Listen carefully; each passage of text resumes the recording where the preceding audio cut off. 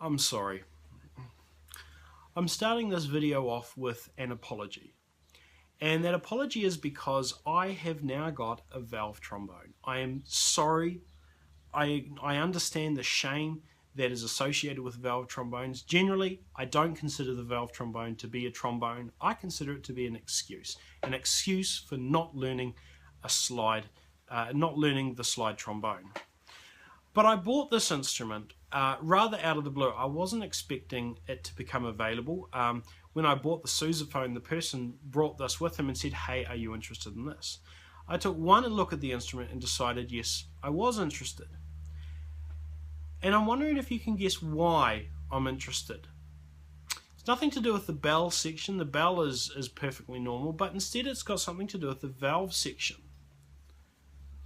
We have Vienna valves. Now these valves are also called pumpenvalves. They are one of the old-fashioned ways of introducing valves into straight tubing. Now we've got 3 valves here, but you'll notice we have 6 tubes here, and I'll describe the mechanism just a little bit more in detail as we go on. But this here is the valve trombone that I've purchased. It maintains the normal trombone shape. It has the usual limitation of not having any real counterweights at this end.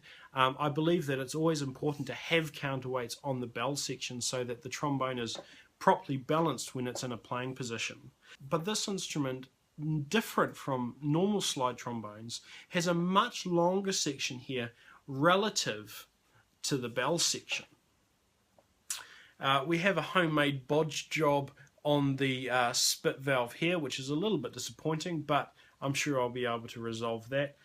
The metal is all quite pitted and quite tarnished, but I think it'll come up reasonably nice with a bit of polish. I haven't got around to that yet. I'm sort of lacking the motivation, and I've sort of ran out of scheduled videos to come up on YouTube, so I thought I'd publish this video before I worried about spending some time cleaning it, because I'm not going to have time today. And here's the valve section here. These 3 valves at the front actuate a mechanism which extends the 2 rear valves. Look at this side of the valve section, and it is really the valve section that makes this instrument interesting. We can see that we've got a different arrangement to what we are used to. The main tubing, where the airflow goes when no valves are engaged, is pretty much straight. Now this is quite unusual because if we compare this to a modern valve section, the straight through airflow usually bends, twists and turns a bit. And I'll use my B-flat trumpet to demonstrate.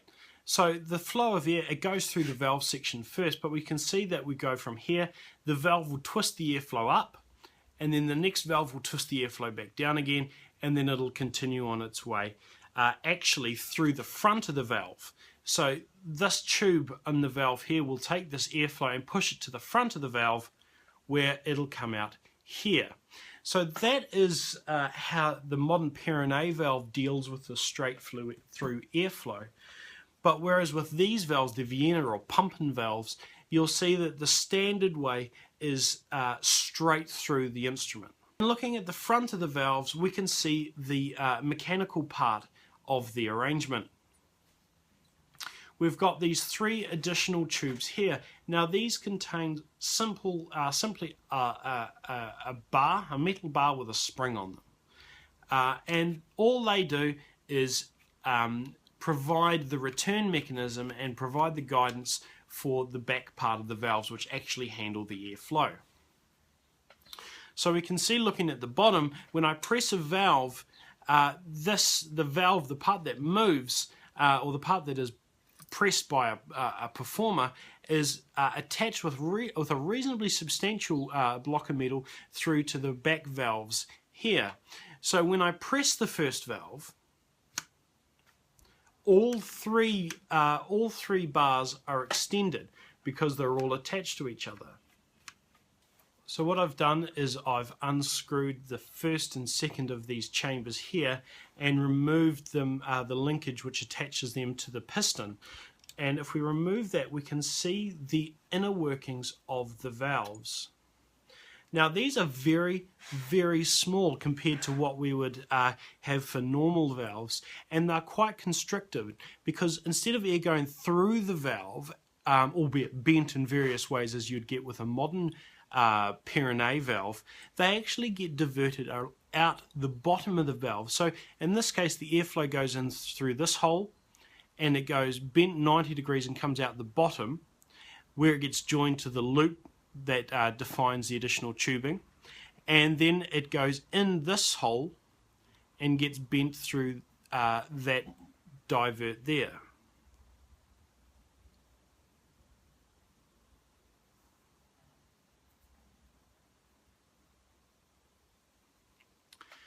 When the valve is not pressed, then it goes straight through both tubes there. So the airflow goes through through here when the valve is not depressed, and then when the valve is depressed, the airflow goes through there, out the top, in the top, and then out on its merry way. And by that manner, the extra tubing loops, which are the valves, are included in the airstream of the instrument. These valves were quite simple to manufacture. They are simple rods of metal.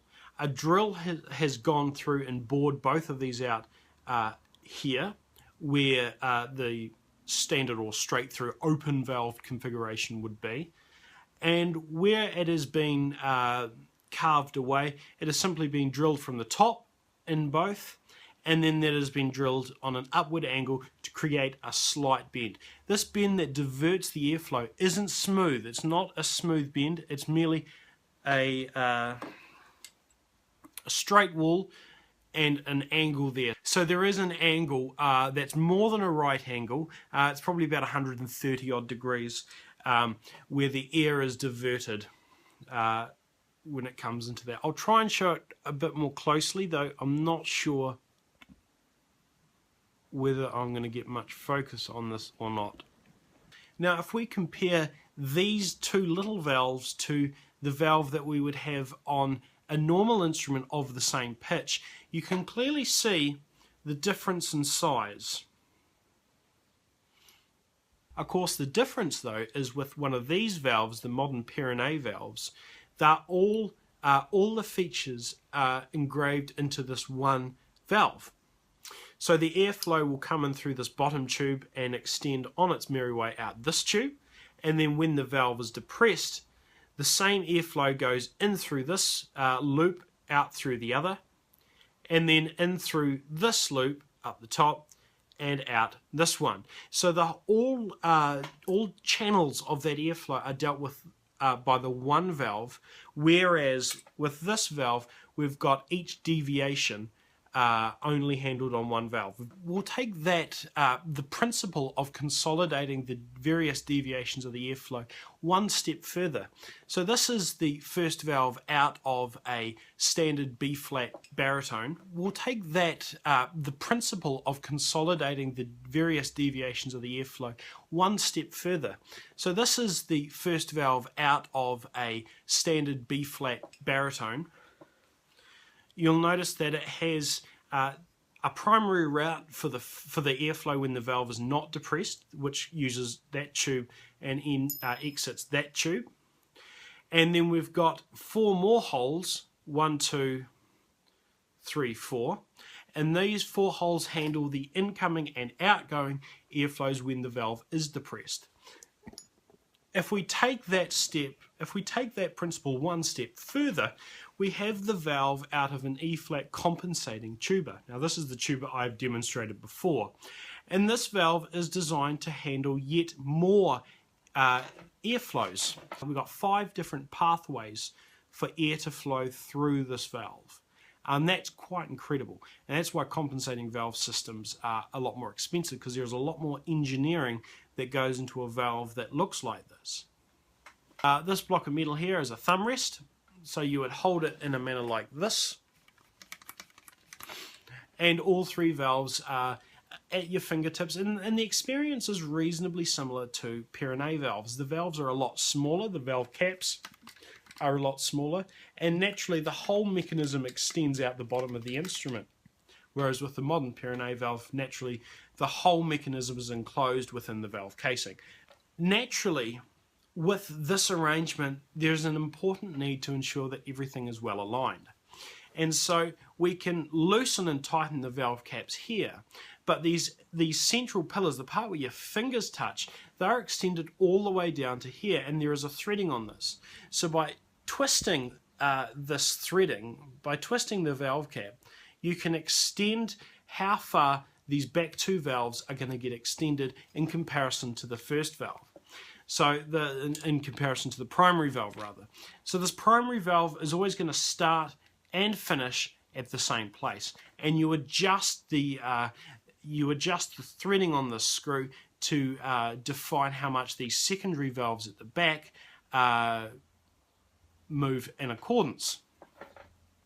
That's sort of like the best explanation that I can do unscripted. Sorry if it's not made much sense. I'll try and edit it so it does make as much sense as possible. But this is the design of these valves. So enough of all that. How does this instrument sound? Well, to put it blunt, not great. And it sounds not great for a couple of reasons, and I think the primary of those reasons is that I haven't got the valves perfectly adjusted.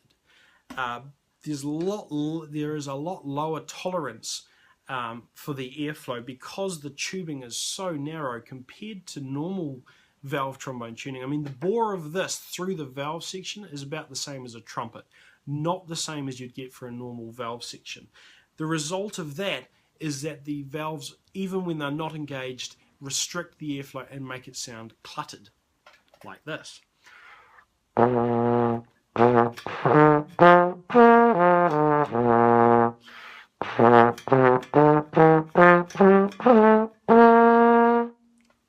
I'm sure there is an air leak as well somewhere. It's sounding like a bit of a claustrophobic sort of a sound. It's not all that pleasant. But anyway, as I normally do, I'll now play you something.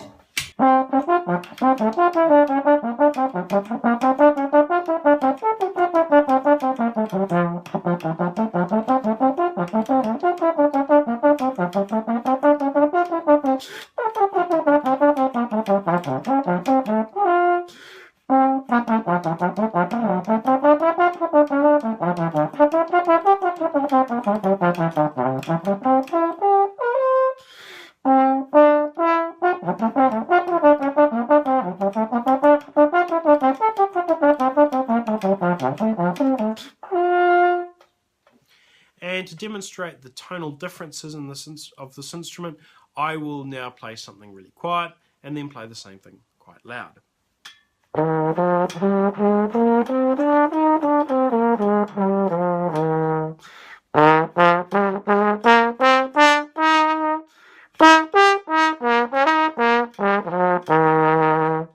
It's certainly a lot easier to achieve the high register than it is to achieve notes in the lower register.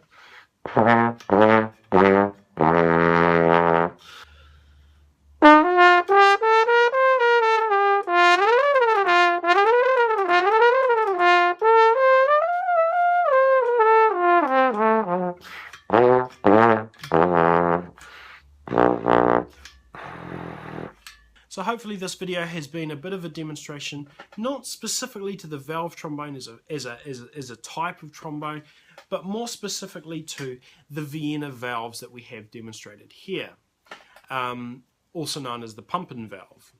Thanks for watching.